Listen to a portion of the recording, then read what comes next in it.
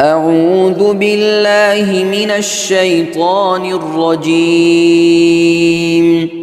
بسم الله الرحمن الرحيم.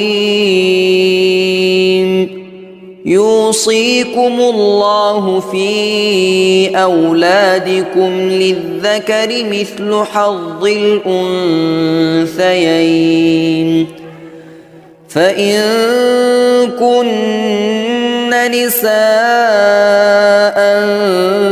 فوق 2 فلهن ثلثا ما ترك، وإن كانت واحدة فلها النصف، ولأبويه لكل واحد منهما السدس مما ترك إن كان له ولد، فإن لم يكن له ولد وورثه أبواه فلأمه الثلث، فإن كان له إخوة فلأمه السدس من بعد وصية يوصي بها أو دين. آباؤكم وأبناؤكم لا تدرون أيهم أقرب لكم نفعا، فريضة من الله، إن الله كان عليما حكيما.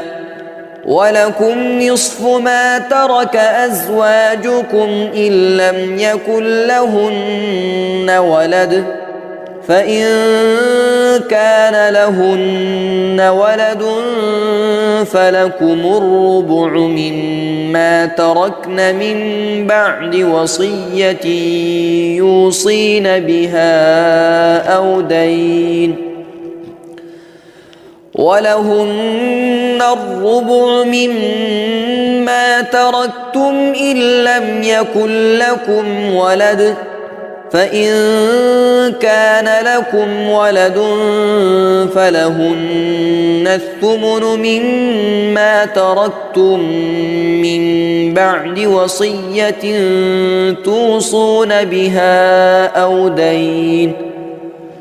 وإن كان رجل يورث كلالة أو امرأة وله أخ أو أخت فلكل واحد منهما السدس، فإن كانوا أكثر من ذلك فهم شركاء في الثلث من بعد وصية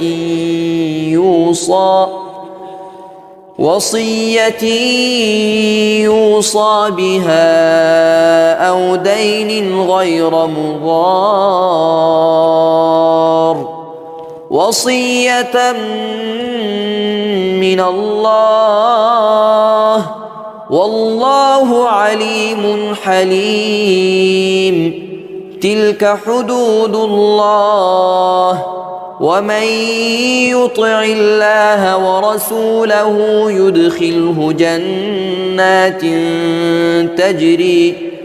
تجري من تحتها الأنهار خالدين فيها، وذلك الفوز العظيم. ومن يعص الله ورسوله ويتعد حدوده يدخله نارا خالدا فيها وله عذاب مهين.